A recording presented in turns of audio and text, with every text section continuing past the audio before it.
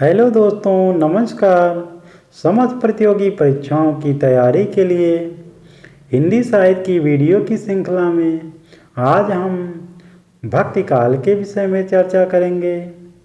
हमारे चैनल को सब्सक्राइब कीजिए और बेल आइकन को दबाना ना भूलें, जिससे कि हमारे वीडियो का नोटिफिकेशन आपको सबसे पहले मिले। मोनियल विलियम के अनुसार भक्ति शब्द की व्युत्पत्ति भज धातु से हुई है। भज शब्द से तात्पर्य है कि ईश्वर के नाम या रूप का या गुण का स्मरण करना। भक्ति शब्द का सर्वप्रथम प्रयोग श्वेता उपनिषद में मिलता है। भक्ति आंदोलन के उदय के संबंध में कुछ विद्वानों का विचार निम्न है।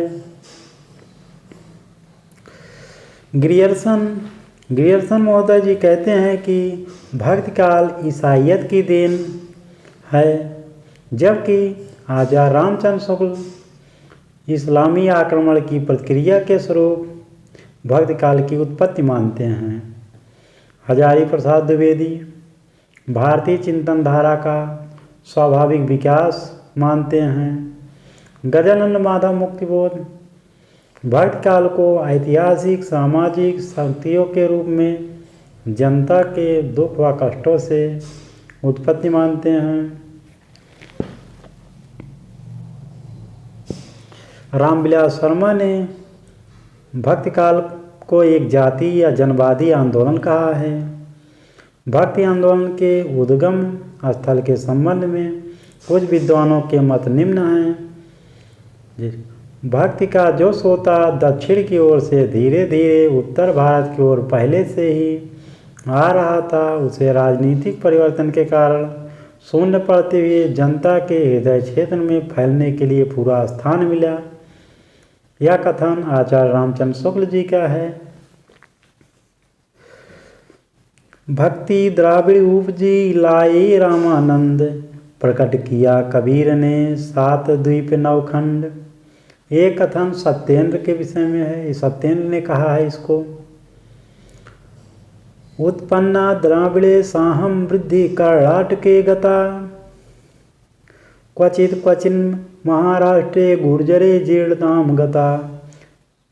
ये पंक्ति श्रीमद् भागवत में है। आचार्य रामचंद्र शुक्ल ने दक्षिण में भक्ति का उद्भव स्वीकार किया है। भक्ति आंदोलन के संबंध में विभिन्न विद्वानों के मत अलग अलग हैं। बिजली की चमक के समान अचानक समस्त पुराने धार्मिक मतों के अंधकार के ऊपर एक नई बात दिखाई दी। कोई हिंदू यह नहीं जानता कि यह बात कहाँ से आई और कोई भी इसके प्रादुर्भाव का कारण निश्चित नहीं कर सकता।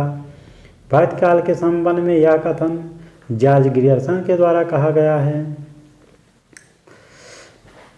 रामचंद्र शुक्ल जी भक्ति काल के विषय में कहते हैं कि देश में मुसलमानों का राज्य प्रतिष्ठित हो जाने पर हिंदू जनता के हृदय में गौरव, गर्व और उत्साह के लिए वह अवकाश या जगह न रह गया, उसके सामने ही उसके देव मंदिर गिराए जाते थे, देव मूर्तियाँ तोड़ी जाती थी और पूज्य पुरुषों का अपमान होता था और वह कुछ भी न कर सकते थे।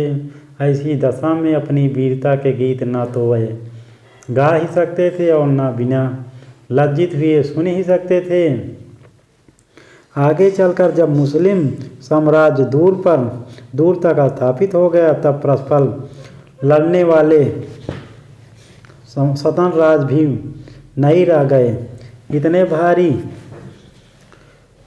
राजनीतिक उलटफेर के पीछे हिंदू जन समुदाय पर बहुत दिनों तक उदासी सी छाई रही।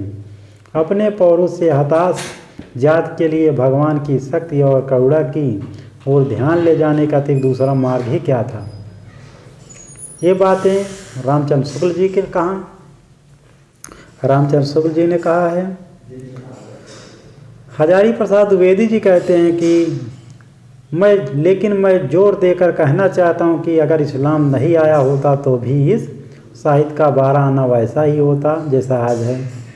रामचंद्र शुक्ल के प्रतिक्रिया में हजारी प्रसाद द्विवेदी हमेशा जवाब देते हैं साहित्य में।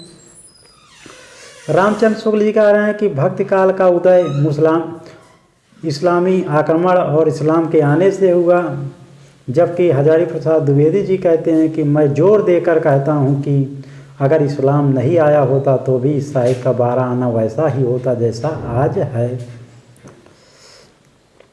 वल्लभाचार्य ने भी एक पंक्ति कही है जो बहुत ही कम पूछा जाता है, ऐसा परीक्षा में कभी पूछा नहीं जाता है।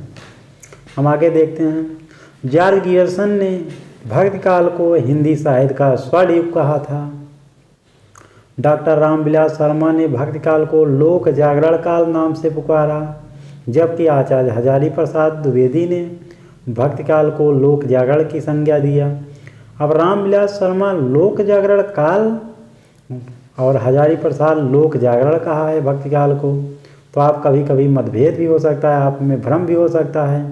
तो इसको याद करने के लिए आप रामविलास का ला ले लीजिएगा और काल का ला ले लीजिए, जिससे आपको याद हो जाए काल है तो विलास, रामविलास। अब हम भक्ति काल के अंतर्गत निर्गुण धारा या ज्ञानाश्रयी शाखा के विषय में चर्चा करते हैं। निर्गुण धारा के ज्ञानाश्रयी शाखा को विद्वानों ने कई नामों से जाना है, जैसे आचार्य रामचंद्र शुक्ल जी निर्गुण धारा को ज्ञानाश्रयी शाखा कहा, हजारी प्रसाद द्विवेदी ने निर्गुण भक्ति कहा, राम कुमार वर्मा, परशुराम चतुर्वेदी, गणपत चंद्र गुप्त, इन तीनों लोगों ने निर्गुण धारा के भक्ति को संत काव्य कहा है।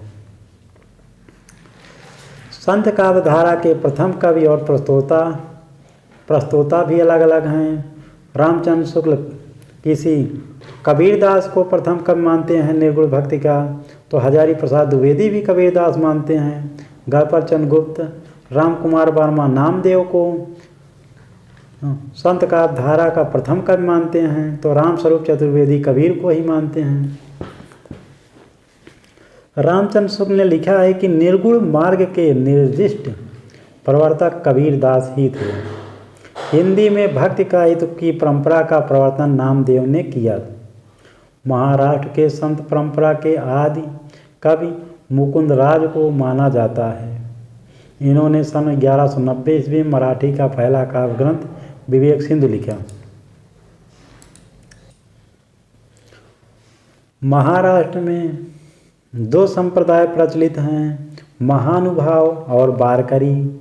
महानुभाव संप्रदाय के प्रवर्तक चक्रधर हैं और वारकरी संप्रदाय के प्रवर्तक संत पुंडलिक हैं।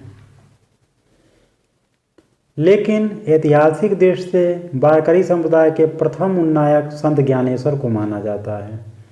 महाराष्ट्र के भक्त संत नामदेव के कुछ परिचय हम बता रहे हैं कि नामदेव का जन्म 1135 ईस्वी के लगभग तथा मृत्यु 1215 ईस्वी के लगभग हुआ था। और नामदेव दर्जी जाति के थे और इनके गुरु बिठोवा खेचर थे, बिसोवा खेटर, लेकिन कहीं कहीं बिठोवा लिखा रहता है। और वारकरी संप्रदाय में दीक्षित थे।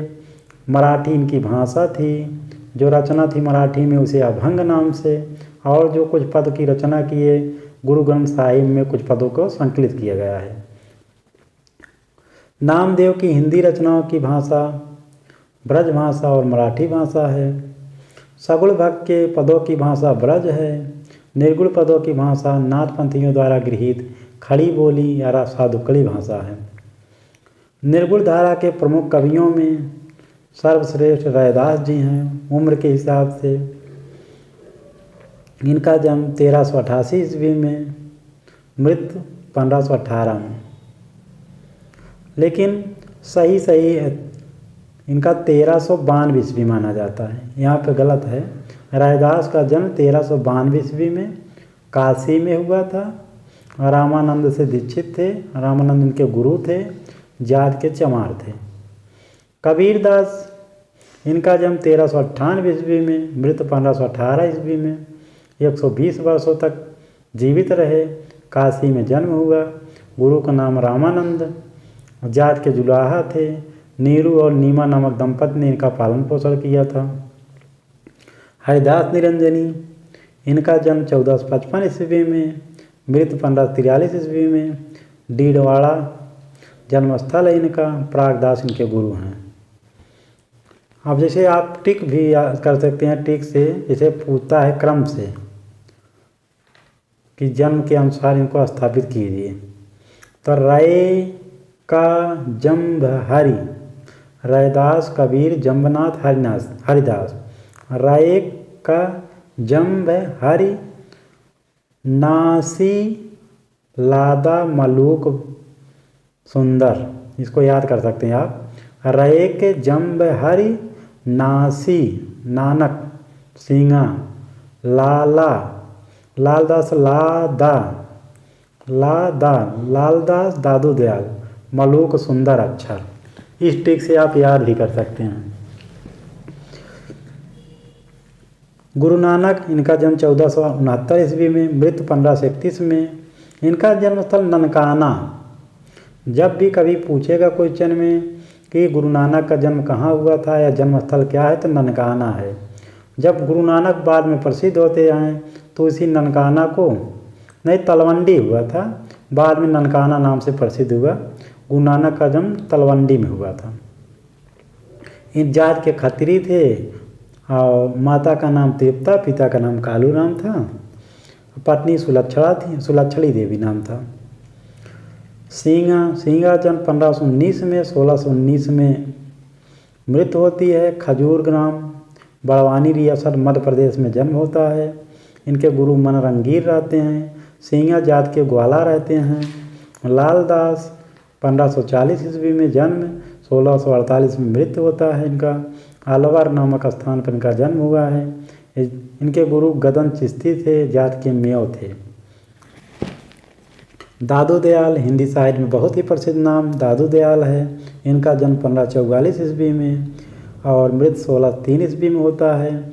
इनका भी जन्म कबीरदास की तरह हुआ है। साबरमती नदी में इन पाए जाते हैं। ये अहमदाबाद में। इनके गुरु का नाम वृद्ध भगवान, कहीं कहीं इनको धुनिया माना जाता है, तो कुछ लोग इनको मोची मानते हैं।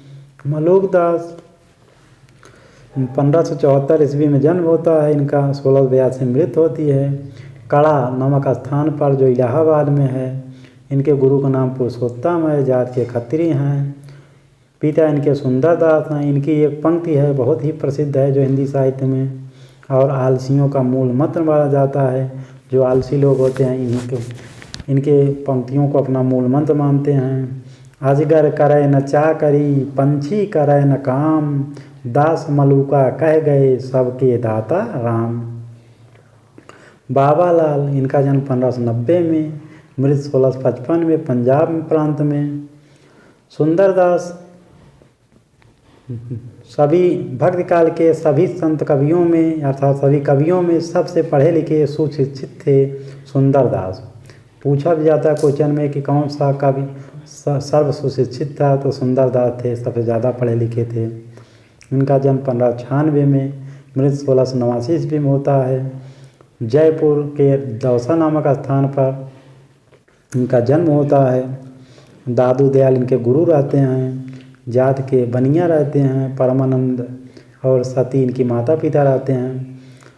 डॉक्टर बच्चन सिंह ने लिखा है कि हिंदी भक्ति काव्य का प्रथम क्रांतिकारी पुरस्कर्ता कबीर है।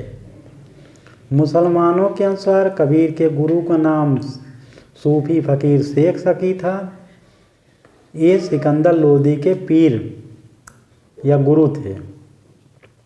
कबीर की वाणी का संग्रह उनके शिष्य धर्मदास ने बीजक नाम से सन 1464 ईस्वी में किया। कबीर की वाणियों का संकलन बीजक नाम से उनके शिष्य धर्मदास ने किया। तो बीजक का संकलन किसने किया? धर्मदास ने। बीजक किसकी वाणियों का संकलन है? कबीरदास के। बीजक के 3 भाग हैं, रामायणी, शबद और साखी। ये साखी, शबद, रामायणी। जो रामायणी है, रामायणी का तात्पर्य होता है रामायण। रामायण शब्द से रामायणी बना है। धीरे धीरे जो रामायणी है, रामायणी ये चौपाई और दोहा में है, इसलिए इसको रामायणी क्या कहा गया। ब्रज भाषा और पूर्वी बोली इसकी भाषा है। शब्द का तद्भव रूप शब्द है। गेय पद गाने वाले पद हैं इसमें। ब्रज भाषा और पूर्वी बोली में शब्द की रचना हुई है। जो साखी है, साखी शब्द साक्षी का तद्भव है। ये दोहा छंद में लिखा गया है। राजस्थानी, पंजाबी, खड़ी बोली सब मिली हुई भाषाएं हैं, इसलिए साधुकड़ी भाषा इसे कहा जाता है। कबीरदास की भाषा को श्याम सुंदर दास ने पंचमेल खिचड़ी कहा, तो रामचंद्र शुक्ल ने साधुकड़ी कहा है। आचार्य हजारी प्रसाद द्विवेदी ने कबीर को भाषा का डिक्टेटर कहा है।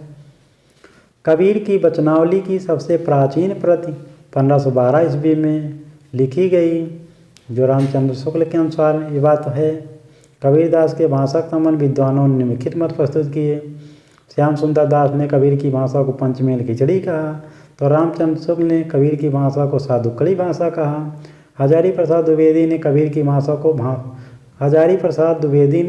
कबीरदास को भाषा के डिक्टेटर कहा है। कबीर की वाणियों का सबसे पुराना नमूना गुरु ग्रंथ साहिब में मिलता है। इस रामचंद्र शुक्ल जी कबीरदास के विषय में कहते हैं कि इसमें कोई संदेह नहीं है कि कबीर ने ठीक मौके पर जनता के उस बड़े भाग को संभाला जो नाथपंथियों के प्रभाव से प्रेम भाव और भक्ति रस से शून्य शुष्क पाता जा रहा था। और दूसरा कथन कहते हैं रामचंद्र शुक्ल जी कबीरदास के विषय में कि उन्होंने भारतीय ब्रह्मवाद के साथ सूफियों के भावात्मक रहस्यवाद, हठ योगियों के साधनात्मक रहस्यवाद और वैष्णवों के अहिंसावाद तथा प्रपत्तिवाद का मेल करके अपना पंथ खड़ा किया। कबीरदास जी ने सूफियों के भावात्मक रहस्यवाद को नाथपंथियों के हठ योगियों, वही नाथपंथियों का मतलब हठ योगियों के साधनात्मक रहस्यवाद और वैष्णवों के अहिंसावाद और प्रपत्तिवाद को अपने पंथ में अर्जित किया। और रामचंद्र शुक्ल जी कबीरदास की विषय में और कहते हैं कि भाषा बहुत परिष्कृत और परिमार्जित न होने पर भी कबीर की उक्तियों में कहीं कहीं विलक्षण प्रभाव और चमत्कार है। प्रतिभा उनमें बड़ी प्रखर थी, इसमें संदेह नहीं है। कबीरदास की मृत्यु मगहर में हुई थी।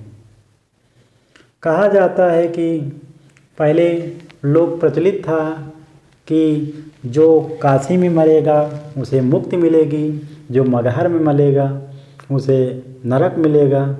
इसलिए कबीरदास जी ने सारे लोग भ्रमों को तोड़ने के लिए मरने के समय मगहर में जाकर मरे। कबीर की पत्नी का नाम लोई था, पुत्र का नाम कमाल और पुत्री का नाम कमाली था। अब हम संत रैदास के विषय में चर्चा करते हैं। संत रैदास का वास्तविक नाम रविदास था। ये मीराबाई के और उदयदास के गुरु थे। मीराबाई के गुरु कौन थे? संत रैदास। रैदास के 40 पद गुरु ग्रंथ साहब में संकलित हैं। गुरु नानक देव सिख संप्रदाय के मूल प्रवर्तक एवं आदि गुरु थे। गुरु नानक देव की पत्नी का नाम सुलक्षणी था। उनके 2 पुत्र थे, श्रीचंद और लक्ष्मीचंद। श्रीचंद ने एक संप्रदाय चलाया था जिसे उदासी संप्रदाय भी कहते हैं। गुरु नानक देव की प्रमुख रचनाएं जपुजी, आशा दीवार, रहीराज, सोहिला आदि हैं। जपुजी जो है नानक दर्शन का सार तत्व है। नसीहतनामा नानक देव की महत्वपूर्ण रचना है। प्रमुख संत जो हैं निर्गुण धारा के प्रमुख संतों के संबंधित प्रमुख स्थान जिस कारण से वो प्रसिद्ध थे, हम इसमें चर्चा करते हैं। जम्बनाथ का प्रसिद्ध स्थान था जहाँ पे इनकी समाधि है। संबराथल यहाँ पे इनकी समाधि जम्बनाथ की। अलग दरीबा सत्संग स्थल है दादू दयाल का। यहाँ दादू दयाल आकर सत्संग करते थे। बाबा लाल का शैल ये बड़ौदा में है। इसमें बाबा लाल से संबंधित है। मागहर, यहाँ पर कबीरदास आकर मरे हैं, इसलिए ये मृत्यु स्थल उनका है, जो बहुत ही प्रसिद्ध स्थान है। सांगानेर में सुंदरदास की मृत्यु स्थल है। भरानी राजस्थान में है, यहाँ दादू दयाल का मृत्यु स्थल है। द्वारका ये गुजरात में है, यहाँ मीराबाई का मृत्यु स्थल है, इसीलिए यह स्थान हिंदी साहित्य में बहुत ही प्रसिद्ध है। अब हम हिंदी साहित्य के प्रमुख संप्रदायों के विषय में चर्चा करते हैं। कबीर पंथ, इसके प्रवर्तक कबीरदास थे, इसका केंद्र काशी था और कबीरदास के प्रमुख शिष्य धर्मदास हैं। सिख समुदाय, इसका प्रवर्तक गुरु नानक को माना जाता है। गुरु नानक ने सिख समुदाय की स्थापना किया था, इसका केंद्र पंजाब है। गुरु नानक के पुत्र श्री चंद्र थे, इन्होंने उदासी संप्रदाय की स्थापना किया। जम्बनाथ बिश्नोई संप्रदाय के प्रवर्तक हैं, इसका केंद्र बीकानेर है। जम्बनाथ के जो बिश्नोई समुदाय हैं, इस समुदाय के दीक्षित लोग काले हिरन को जम्बनाथ का अवतार मानते हैं और उसकी पूजा और सम्मान करते हैं। बिश्नोई संप्रदाय के में दीक्षित या जम्बनाथ के शिष्य हावली पावजी, लोहा पागल, दत्तनाथ, मालदेव आदि हैं। हरिदास निरंजनी ने निरंजनी संप्रदाय चलाया था, इसका मुख्य केंद्र दीरवाड़ा है। इसके शिष्य नारायण दास, रूपदास हैं। बावरी साहिबा एक हैं, जो महिला निर्गुणधारा की संत हैं, ये बावरी पंथ चलाई थी। सत्यनामी संप्रदाय, इसके प्रवर्तक जगजीवन दास हैं, इसका स्थान नरलोन है। एक वीरभान हैं, इन्होंने साधु संप्रदाय की स्थापना किया था। दादू दयाल के संप्रदाय को ब्रह्म संप्रदाय या पर ब्रह्म संप्रदाय नाम से भी जाना जाता है।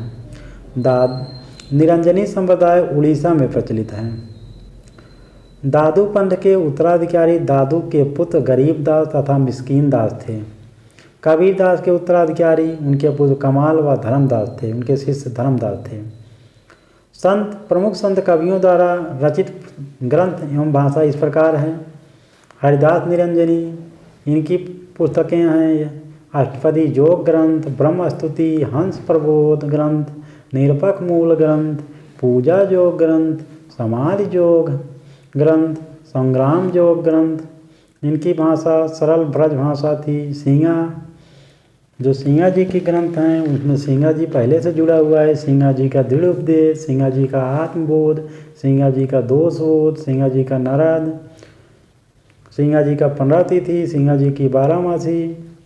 अगर आपको गोरखनाथ की रचनाओं को याद होगा तो उसमें सिंगा जी लगा देंगे तो उनकी रचनाएं याद हो जाएंगी। दादू दयाल का प्रमुख ग्रंथ हरडेवानी है, अंगवधू है और काया बोली है। इनकी भाषा राजस्थानी खड़ी बोली मिश्रित ब्रज भाषा है। मलूकदास की प्रमुख रचना रत्नखान, ज्ञानबोध, ज्ञान परोच ये अवधी भाषा में है। भक्त वच्छावली, भक्ति विवेक, 12 खड़ी, रामावतार लीला, ब्रज लीला, ध्रुव चरित, सुख सागर ये ब्रज भाषा में है। बाबा लाल के ग्रंथ हैं असरारे मार्फत, नादुरिन निकात। सुंदरदास की प्रमुख रचनाओं में ज्ञान समुद्र, सुंदर विलास। इनकी भाषा परिष्कृत ब्रज भाषा है। रज्जब का ये ग्रंथ है सबभंगी। अर्जुन सिंह का सुखमणि, 52 अखरी, 12 मासा। अक्षरानंद का राजयोग, विज्ञान योग, ध्यान योग, सिद्धांत बोध, विवेक दीपिका, ब्रह्म ज्ञान आदि। दादू दयाल की बाड़ियों का सर्वप्रथम संपादन उनके 2 शिष्य संत दास और जगन्नाथ दास ने हरडेवानी शीर्षक से किया था। फिर पुनः रज्जब ने अंगवधू शीर्षक से इनका संपादन किया। बाबा लाल की असरारे मार्फत में उनका और दारा सिखों का वार्तालाप है। बाबा लाल के विचारों का संग्रह नादरिन निकात पुस्तक है। हिंदी के अन्य प्रमुख संत धर्मदास, धन्ना, पीपा, सेन, शेख फरीद, बीरभान, बाबरी साहिबा, रज्जब, सदना, निपट निरंजन, अक्षरानंद आदि हैं। धर्मदास कबीरदास के शिष्य थे जो बांधवगढ़ के निवासी थे। धन्ना, पीपा, सेन ये सब रामानंद के शिष्य थे। रज्जब दादू दयाल के शिष्य थे। सदना ये कसाई जात के थे। संत कवियों में बाबरी साहिबा महिला संत साधिका थी। अक्षरानंद प्रसिद्ध छत्रसाल के गुरु थे। संत रज्जब का पूरा नाम रज्जब अली खां था। शेख फरीद का दूसरा नाम शाह इब्राहिम या इब्राहिम शाह था। सिख संप्रदाय के प्रमुख गुरु जिसने हिंदी साहित्य में रचनाएं किए थे गुरु अंगद, अमरदास, गुरु रामदास, गुरु अर्जुन देव, गुरु तेग बहादुर सिंह, गुरु गोविंद सिंह आदि नाम प्रचलित हैं।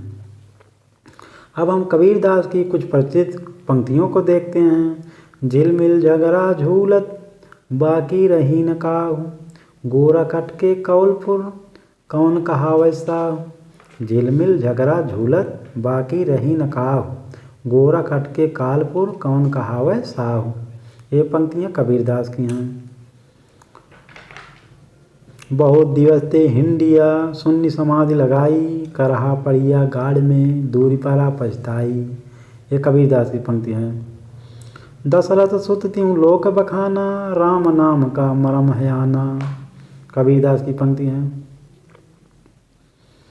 उसके बाद हम कबीरदास की प्रमुख पंक्ति ये भी है। दिन भर रोजा रहत हैं, रात हनत हैं गाय, या तो खून व बंदगी कैसे खुशी खुदाए। कबीरदास की उलटवासी देखते हैं हम। नैया बीच नदिया डूबत जाए, ये उलटवासी है, उल्टी वाणी। मुझको तू क्या ढूंढे बंदे, मैं तो तेरे पास में। कबीरदास अपने विषय में लिखे हैं कि मैं पढ़ा लिखा नहीं था, मैं कभी कलम अपने हाथ में नहीं लिया था। मसी कागज छुयो नहीं, कलम गयो नहीं हाथ। और कहते हैं हरि जननी मैं बालक तोरा। कबीरदास पंक्ति है। और कबीरदास जात पात का खंडन करते हैं। कहते हैं कि जे तू बाभन बभनी जाया, तो आन बाट होई काहे न आया। साईं के सब जीव हैं कीरी कुंजर दोय। ये भी कबीरदास पंक्ति है। जाति न पूछो साधकी, पूछ लीजिए ज्ञान। कबीरदास की पंक्ति है। कबीरदास जी की पंक्ति ये भी है, बहुत प्रसिद्ध है। दुल्हिन गावहु मंगल चारु, हमरे घर आए राजा राम भरतार। संतो आई ज्ञान की आधी। कबीरदास की प्रमुख पंक्तियां हैं।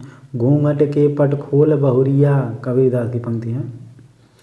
गुरु गोविंद दो खड़े, काके लागू पाए, बलिहारी गुरु आपले हमको दियो बताए। ये कबीरदास की पंक्ति।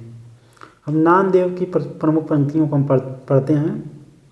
मन मेरी सुई तन तेरा धागा, खेचर जी के चरण में नामा सिंपी लागा। खेचर जी इनके गुरु थे।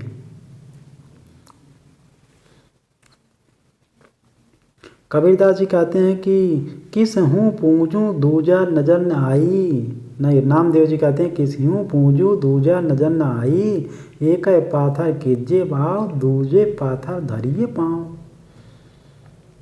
जो वो देव तो हम भी देव, कहे नाम देव हम हर की सेव।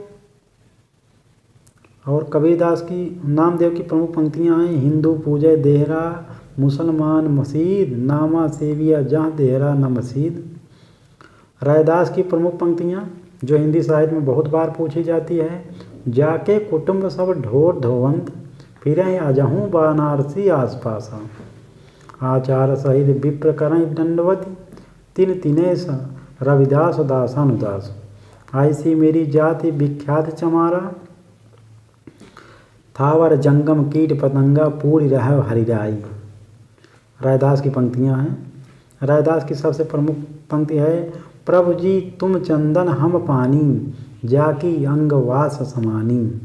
अगर यहाँ प्रभु जी नहीं है तो विद्यानिवास की निबंध हो जाएंगे।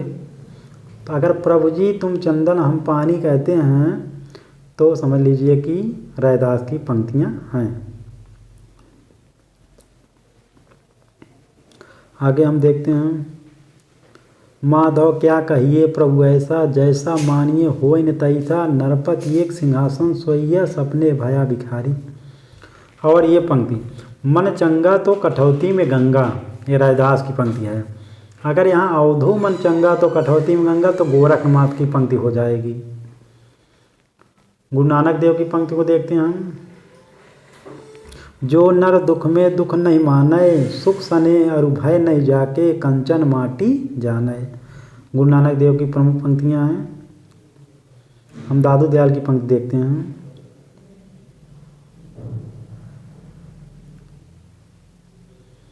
दादू दयाल की प्रमुख तो है, घी दूध से रम रहा है व्यापक सब ही ठौर, या मसीद या देहरा सदगुरु दिया दिखाई, भीतर सेवा बंदगी बाहिर काहे जाए। अपना मस्तक काट के वीर हुआ कबीर, ये पंक्ति बहुत बार पूछता है, दादू दयाल की पंक्ति है। अपना मस्तक काट के वीर हुआ कबीर। यहाँ पता लगे कि आप के हिंदी साहित्य में पूछ लिया जाए कि पंक्ति किसकी है, तो कबीर आप लिख दें, कबीर लिख दें गलत हो जाएगा। ये दादू दयाल की पंक्ति हैं। मलुक दास का पंक्ति है, अब तो अजपा जप मन मेरे, सुर नर असुर टहलुआ जाके, मुनि गंधर्व हैं जाके चेरे। अजगर करें चाकरी, पंछी करें काम, दास मलुका कह गए सबके दाता राम। मलुक दास की पंक्ति है। नाम हमारा खाक है, हम खाकी के बंदे, खा कैसे पैदा किए अति गाफिल गंदे। मलुक दास पंक्ति हैं। सुंदरदास की बहुत ही प्रसिद्ध पंक्ति हैं, जो काव्य साहित्य के लिए प्रसिद्ध है। काव्य साहित्य के लिए संत सुंदरदास श्रृंगार रस के कट्टर विरोधी थे। वह लिखते हैं कि रसिक प्रिया रस मंजरी, और श्रृंगार ही जान, चतुराई कर बहुत विधि विषय बनाई आन। सुंदरदास ने विभिन्न प्रदेशों की रीति नीति पर भी अनेक व्यंग्यपूर्ण उक्तियाँ कही, जो निम्न हैं। हम इसकी चर्चा नहीं करते हैं, फिर हम आगे चलते हैं। बाबा लाल की प्रमुख पंक्तियाँ हैं। देहा भीतर श्वास है, श्वास है भीतर जीव, जीवे भीतर वासना, किस विधि पाइए पियो। रज्जब की प्रमुख पंक्तियाँ। धुनि गर्भे उत्पन्नो दादू योगेंद्र महामुनि। इसी पंक्ति से दादू दयाल को दुनिया माना जाता है। जमनाथ की प्रमुख पंक्तियाँ हैं। गगन हमारा बाजा बाजे, मतर फल हाथी, संशय का बल गुरुमुख तोड़ा, पांच पुरुष मेरे साथी। सिंह की प्रमुख पंक्तियाँ हैं, जो एक बार पूछ चुका है यूजीसी नेट में। जल बीच कमल, कमल बीच कलियाँ, जहाँ वासुदेव अविनाशी, घर में गंगा घर में जमुना, नहीं द्वारका काशी। ये प्रमुख पंक्तियाँ सिंह की हैं। फिर धर्मदास की पंक्ति देख लेते हैं। झाड़ी लागय महलिया, गगन गहराय, मितऊ मड़ैया, सूनी कर गई लो। धर्मदास की प्रमुख पंक्तियाँ हैं। फिर हम भक्त काल की निर्गुण धारा की प्रमुख बातों को देखते हैं। संत कवियों ने नारी के कामनी रूप की आलोचना की है। अब हम अगले वीडियो में निर्गुण धारा, प्रेम मार्गी, सूफी साहित्य के विषय में चर्चा करेंगे। हमारा वीडियो आपको पसंद आया हो तो प्लीज़ हमारे चैनल को ज़रूर सब्सक्राइब कीजिए और शेयर कीजिए, जिससे कि आप अच्छे वीडियो पाते रहें और हमें मोटिवेशन देते रहिए। धन्यवाद।